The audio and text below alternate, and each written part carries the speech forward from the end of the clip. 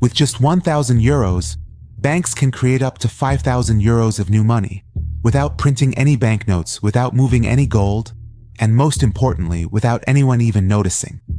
This isn't magic, and it's not a conspiracy theory. It's a fact. A fact that most people never hear about because banks don't want you to know. Now, here's another thing. Where do you think the money comes from when you take out a loan? From the bank's vault? That's wrong. It's not the money you or others have previously given to the bank. So what if you make a deposit and want to earn interest? Well, that interest is very minimal and it's called the interest rate spread. It's a kind of modern-day theft. But worst of all is that banks sell your financial information. Like information about what you buy, how much you earn, how much you spend. They share all that with other companies for advertising or data analysis. In this video, we're going to dive into the strangest realities of the world of economics and talk about a system that makes you work more, borrow more, and pay more installments. But in the end, only one person wins. And that's none other than the banking system. So if you're ready to uncover the darkest secrets of the banking system with me, stick around until the end of this video.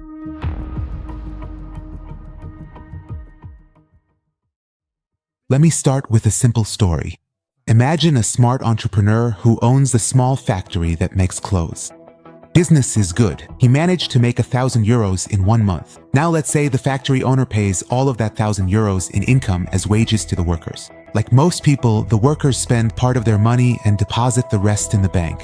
Now, for example, the bank that receives the workers' money is only required by law to keep 20% of it. That means out of that 1,000 euros, only 200 euros actually has to stay in the bank. But what happens to the rest?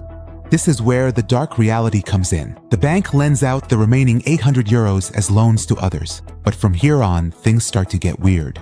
For example, imagine the bank gives that remaining 800 euros as a loan to an entrepreneur. This entrepreneur, for instance, uses the money to open a store and hires a few workers. Then, once again, the store starts making money. The employees get paid.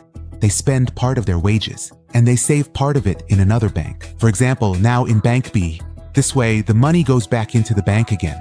Again, Bank B only keeps 20% of that 800 euros. That is 160 euros, and it loans out the rest again.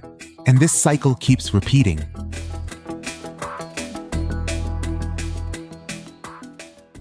Now, you might be interested to know what this whole thing is called. It's called the fractional reserve banking system. This system is one of the strangest financial systems in the world. In this system, banks can create several times more virtual money with just a small amount of real money. By virtual money, I mean money that doesn't actually exist, but it makes you and me more in debt. Why in debt? Because the whole system is built on loans and interest, and more importantly, the interest itself is never actually created, it's just virtual.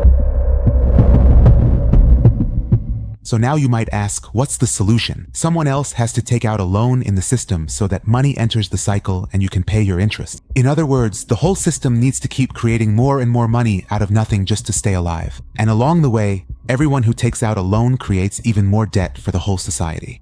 In other words, you could say this is a kind of collective debt.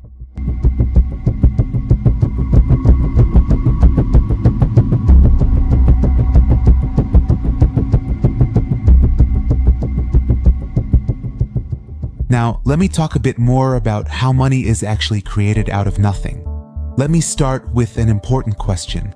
Where does this money come from? The truth is, it comes from nowhere. This money is created when the bank simply displays a number in someone's account. But that number isn't backed by anything, not gold, not cash. It's just a number in the bank's digital system. Now, let me tell you a strange fact. You should know that 97% of all the money in the world is just numbers, not actual cash. This means people are basically under the illusion that they have money, but that money is just a number in their account. Now, let's see where this story runs into trouble. Or in other words, how do ordinary people end up as victims of this banking system?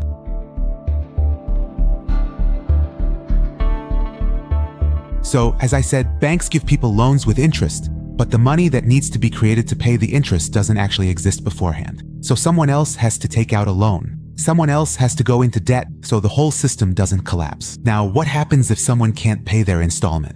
The result is penalties, repossession, and even more debt. In this way, the system is always looking for a new victim, kind of like a domino effect. Now, let's take a look at the different opinions people have about this system. Some people say this system is necessary for economic growth because without creating credit, there wouldn't be any investment. On the other hand, some say this is a kind of modern slavery because people always stay in debt, even if they work harder. Meanwhile, some economists like Maurice Allais believe that in the long run, this system leads to banking crises like the 2008 crisis in the US. Well, you've probably heard or know that in 2008, there was a severe financial crisis in the US and then in Europe, right? What was the reason for that? Banks gave out too many loans, even to people who couldn't afford to pay them back. But why did the banks even do that in the first place? Because this way, they could keep creating more money out of nothing, keep giving out loans, and make more profit. Basically, the banks had a really tempting idea. They said, let's give out mortgages to everyone, even to those who can't afford to pay them back. Then, if they don't pay their installments, we'll seize their house and sell it at a higher price. The banks thought that house prices would always go up, but things got really bad when a lot of people couldn't pay their loan installments. So the banks started seizing houses too. But after a while, because so many houses hit the market, home prices dropped. But the absolute worst part was that even those individuals who were diligently paying their regular installments eventually saw that their house was actually worth less than their outstanding loan. So they simply walked away too. Break time equals 0.5s/. This way, the numerous banks that had given out these risky kinds of mortgages went completely bankrupt, and people lost their fundamental trust as well. When things truly fell apart, governments were ultimately forced to bail out the struggling banks with taxpayers' money.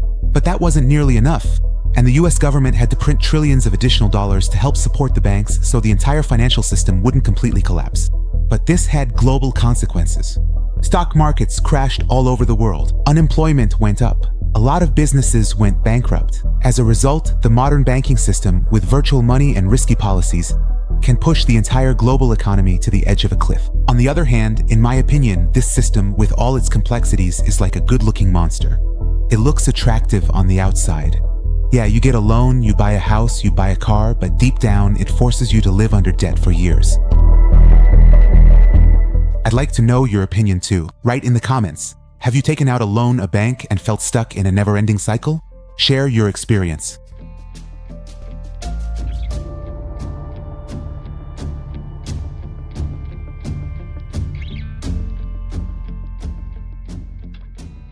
The fractional reserve banking system is a strange invention. It's like a kind of magic with numbers.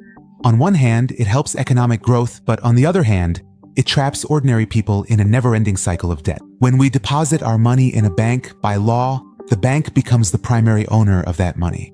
So instead of giving our money to the bank for safekeeping, it's like we're actually lending money to the bank, not the other way around. On top of that, in many countries like Iran, the interest the bank pays on our deposits is usually less than the real inflation rate. This means that every year we lose a portion of our purchasing power, while on the other hand, the bank profits from us and gives out more loans at higher rates. So what should we do? Don't use the bank as your only financial tool. Increase your financial literacy. Diversify some of your assets into non-bank investments like gold, real estate, cryptocurrencies, or the stock market. Read bank contracts carefully and seek advice. But many of us don't do these things. We want to keep our focus on our main job. But honestly, it's necessary to know these things.